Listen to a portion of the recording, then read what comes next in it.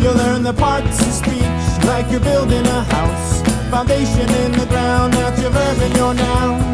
With these eight tools in your truck, you'll be on your way to building houses one day.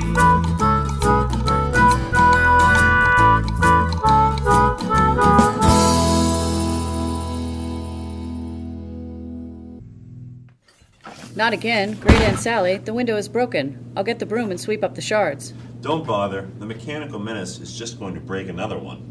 Edquist, grab the dustpan and help your brother. Fine. This stale muffin is hard as brick. We can't live like this. That muffin could have killed one of my precious grandnephews. Boys, when you're finished cleaning, come in the kitchen. There is something I need to tell you. Okay, we're done. You mean we're finished. A cake is done. A person is finished. You always get that one wrong. What did you want to tell us? Ebenezer, Edquist, sit down. Is everything all right? Not exactly. I should have shared this story with you years ago. What is it? A long, long time ago, Grambury was home to world-class grammarians. My parents, your great-great-grandparents, founded Graham College. Scholars from all over the English-speaking world, Australia, England, South Africa, came to study parts of speech and parts of the sentence. Why are we getting a lesson in genealogy? What does this have to do with the mechanical menace and his muffins? Be patient. First of all, the mechanical menace wasn't always called the mechanical menace. His name is actually Steve. Steve and I went to high school together. We met in home economics.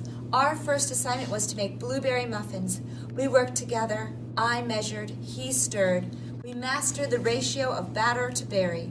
Our muffins were the best in the class, so we attempted more challenging recipes. Banana chocolate chip, raisin bran, and coffee cake muffins with crumb topping. Yum, your coffee cake muffins are my favorite. Do you use the same recipe you learned in school? I do. Anyway, we were inseparable until the spring of our senior year. I had been accepted into Graham College. I planned to major in English and minor in culinary arts. Steve wanted to pursue a career as a baker and decided to spend a year in Paris as a baker's apprentice. On our graduation day, we parted as dear friends and wished each other well. Great Aunt Sally, if you were friends, why would the mechanical menace, Steve, hurl stale muffins at our house? Good question.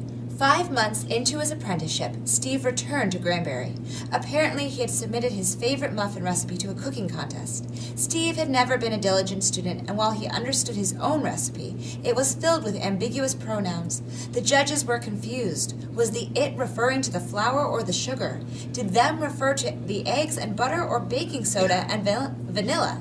Needless to say, he lost and was humiliated. My dear boys, you should always beware of ambiguous pronouns.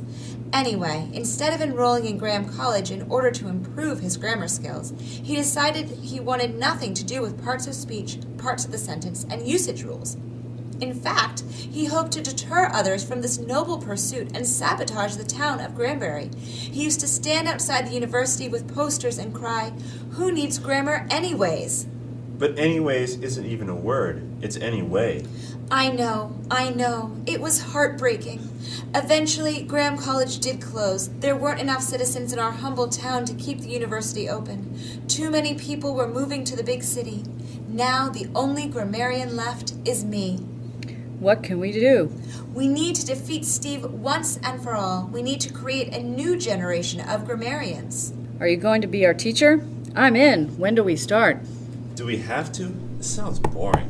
Who could that be? Hi guys, are you okay? I heard a crash. Rainbow and I flew over. Yeah, we're fine. It was just another muffin from Steve. Who? The mechanical menace. He used to be called Steve.